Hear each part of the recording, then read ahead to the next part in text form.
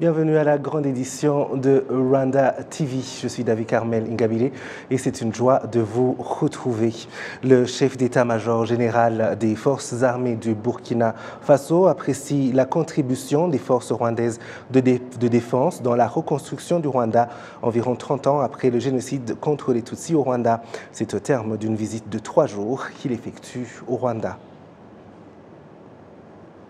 L'état-major général des armées, je suis venu rendre visite à mon homologue rwandais et aussi au peuple rwandais pour exprimer mon admiration pour ce peuple et aussi essayer de voir quel est le chemin parcouru par ce peuple avec le leadership du président Paul Kagame qui a su en une trentaine d'années sortir un pays qui a connu ce qu'on peut appeler l'enfer avec le génocide des Tutsis, qui a su organiser une armée, qui a su refédérer toute la population, amener tout le monde à vivre ensemble dans la symbiose, dans la sécurité, dans la gaieté, et surtout et avant tout dans la discipline et le travail.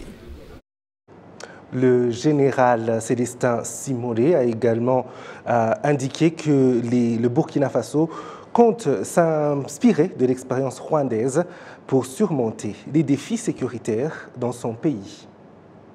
Les défis sécuritaires que nous avons actuellement, c'est que nous sommes confrontés à une guerre contre l'extrémisme violent, le radicalisme. C'est une guerre non conventionnelle. C'est une lutte contre le terrorisme que de Burkinabés qui se sont laissés endoctriner, qui se sont laissés radicaliser et qui s'en prennent à leur propre population. Donc, le Rwanda a une expérience dans ce domaine et nous venons voir comment ils ont pu s'organiser pour venir à bout. Solliciter aussi l'expertise de l'armée rwandaise pour pouvoir, sur le plan social, voir comment est-ce que nous pouvons motiver davantage nos hommes, surtout ceux qui ont été au front, qui ont été mutilés, qui ont été blessés, comment est-ce que nous pouvons les assurer une sécurité pour l'avenir, parce que nous avons vu que le Rwanda arrive à jouer ce rôle et à assurer ça à ses militaires. Nous avons vu que l'armée rwandaise a une banque qui arrive à venir en aide à toutes les forces de défense et de sécurité. Parce que pour que le soldat se batte, pour qu'il aille mourir pour son pays, il lui faut du patriotisme, il faut l'enseigner aux hommes, il lui faut de la détermination, il faut enseigner ça aux hommes, il lui faut de l'engagement, mais aussi il faut qu'il soit rassuré que si le pire lui arrivait, ce qu'il aura laissé derrière pourra continuer à vivre décemment, notamment sa famille, ses femmes et ses enfants. Vous suivez la grande édition sur la télévision rwandaise. Les membres du Forum des partis politiques agréés au Rwanda se félicitent des réalisations atteintes dans la construction du pays et la consolidation de l'unité de paix Rwanda.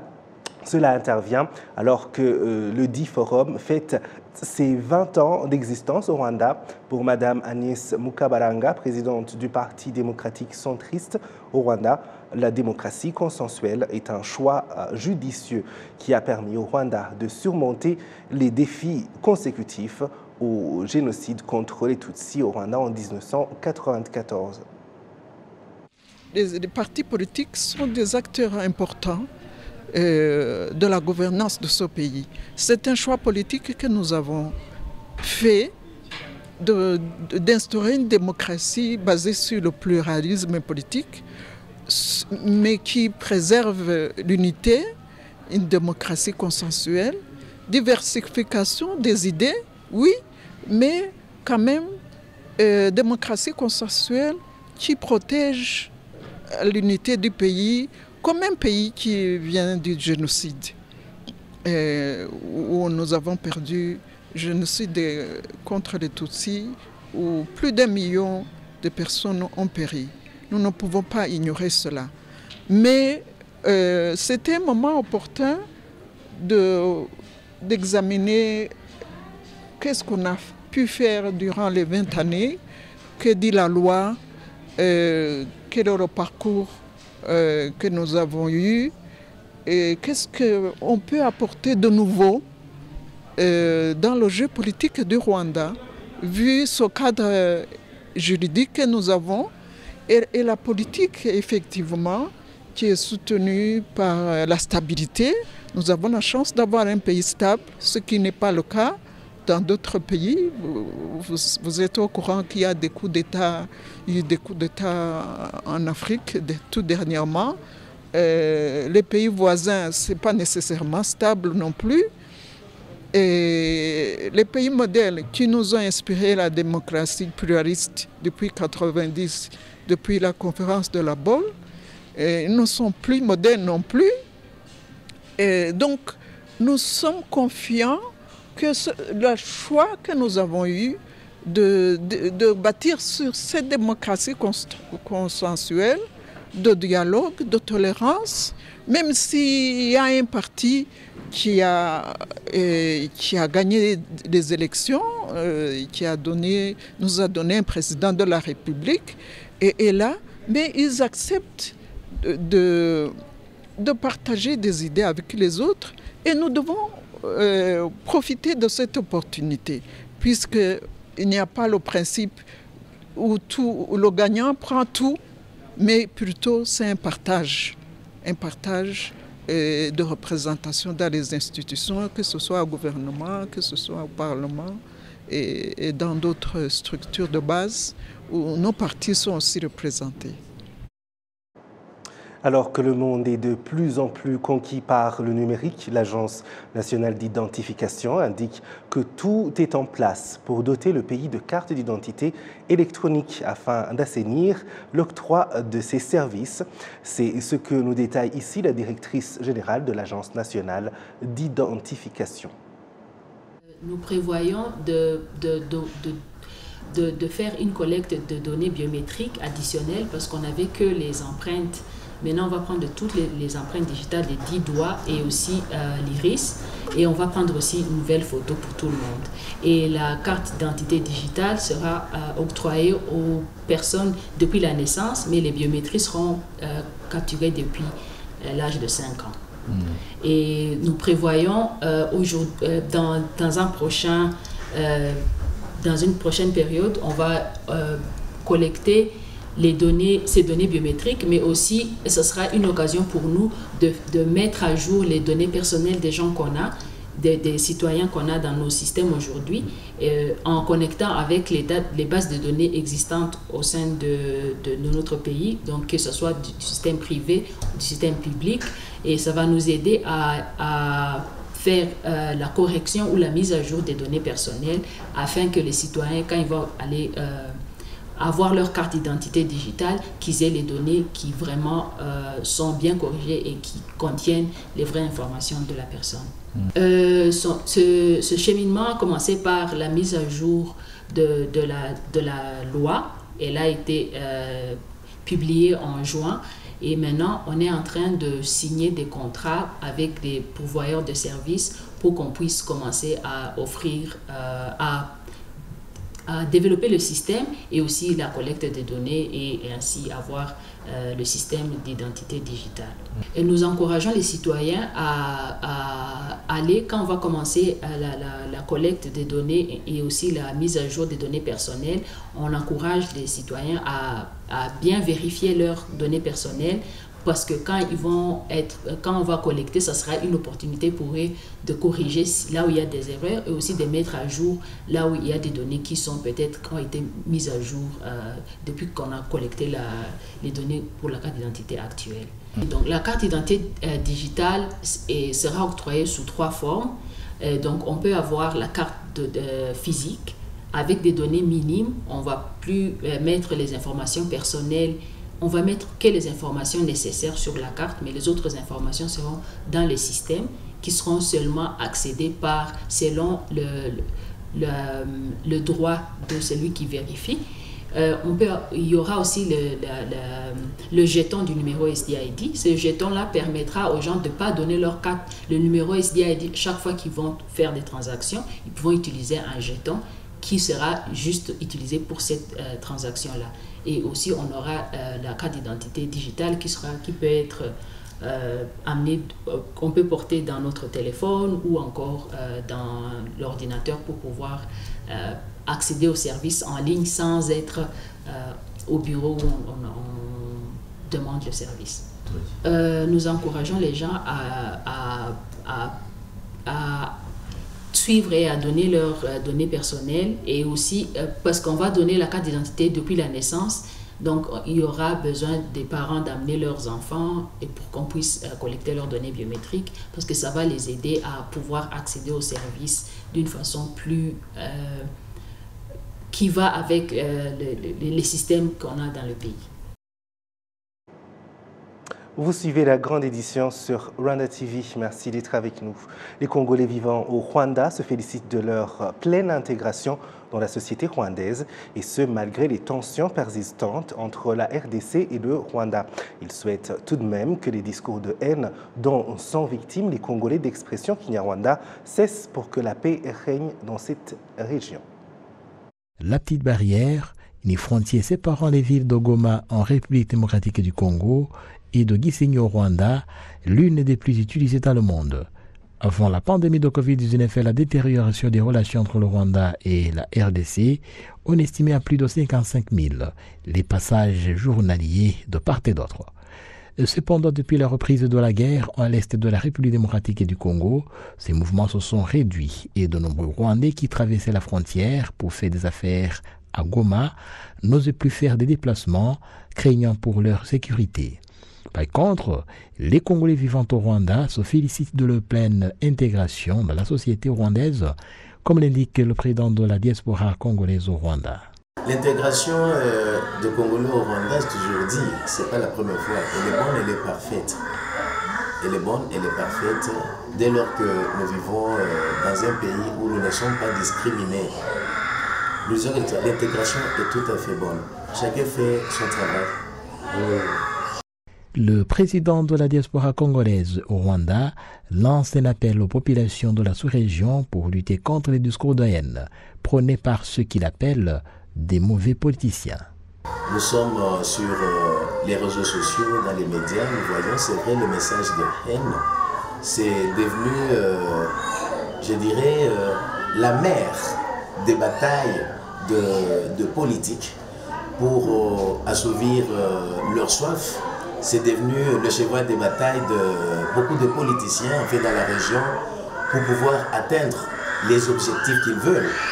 Et là, le seul message que j'ai toujours passé, c'est celui que je vais encore dire, c'est-à-dire j'interpelle beaucoup plus la population en disant que, ou les peuples, parce qu'il n'y a pas une seule population, c'est beaucoup de populations. Il y a les Ougandais, il y a les Burundais, les Tanzaniens, il y a les Rwandais, il y a les Congolais. Je veux dire que ces politiciens, ils sont passagers. Nombreux d'entre eux, ils nous ont rencontrés et ils vont passer. Le message que moi je passe, il ne faudra pas que les gens tombent dans ce piège-là. Nous sommes frères. Ce sont les limites qui se parlent au pays. Mais en soi, nous sommes frères, nous parlons des mêmes langues. Je condamne avec fermeté ces messages de haine. Et ça, c'est ma lutte. Ça, c'est la lutte de la diaspora congolaise du Rwanda. Lutter contre les messages de haine dont beaucoup de politiciens en font cheval de bataille aujourd'hui. La diaspora congolaise au Rwanda craint que le climat de méfiance dans la sous-région ne nuise au développement de la communauté des États d'Afrique de l'Est. Vous voyez, la communauté de l'Afrique de l'Est est en train de jouer son rôle. Aujourd'hui, elle s'est mise en zone tampon entre, de l'autre côté, le FARDC et ses alliés, de l'autre côté, il y a le M23. Mais aujourd'hui, quand nous regardons comment les choses avancent sur terrain, quand nous entendons les accusations des uns des autres, nous sommes en train de voir que l'EAC est en train de perdre ses racines. Et nous craignons fort que cette communauté puisse tenir encore fort. Parce que déjà, il y a des trahisons au sein des pays même membres à cause des intérêts évidemment égoïstes. C'est que je peux leur dire, ils ont bien commencé. Il faudra que cette communauté retourne en fait dans le cadre du processus de Nairobi, dans le cadre des accords de Luanda, et qu'elle puisse pleinement jouer son rôle plutôt qu'aller tel qu'ils sont en train d'aller là aujourd'hui. L'amélioration des relations entre les pays de la sous-région pourrait permettre à l'organisation sous-régionale de mener à bonne fin les différents projets de développement et d'intégration qu'elle s'était assignés.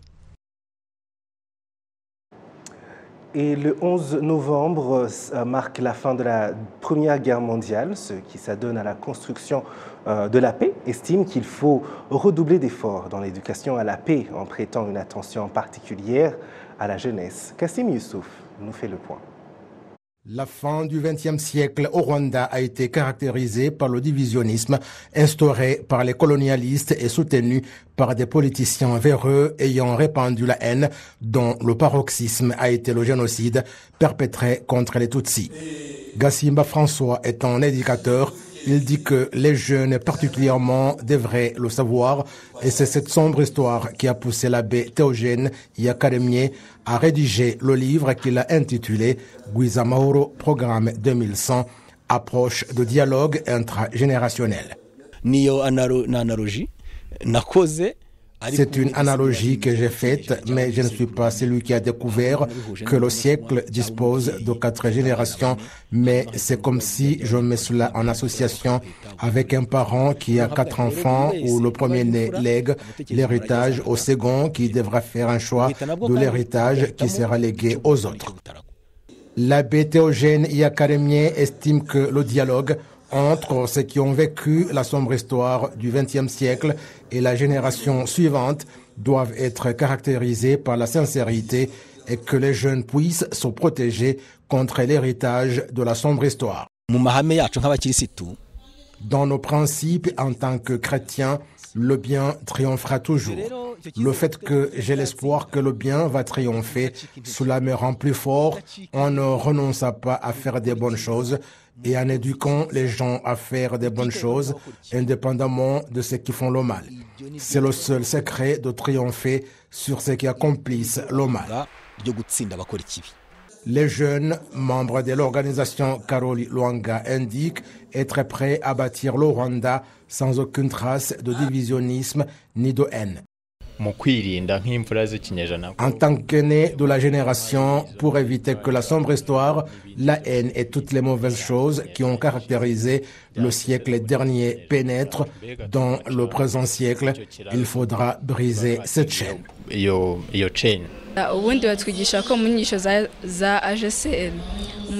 On nous apprend que l'on doit être bon mentalement, physiquement et matériellement, c'est-à-dire avoir le sens de l'humanité, que tout le monde a le droit à la vie et qu'ainsi personne ne devrait avoir en lui le sentiment de haine.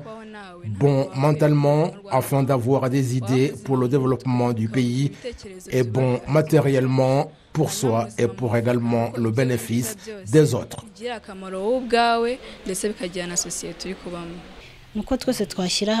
Il faut qu'on soit solidaire et comprendre qu'on doit œuvrer pour la paix et la bonne cohabitation afin de ne pas décevoir les autres générations à venir. Nous sommes les aînés et ceux qui suivront pourront se demander pourquoi nous avons ainsi vécu. L'abbé Théogène Yakaremye indique que les leçons que renferme son livre montrent le chemin que les jeunes doivent emprunter au cours de ce siècle pour consolider la fraternité et la paix en tant que source du développement durable du Rwanda.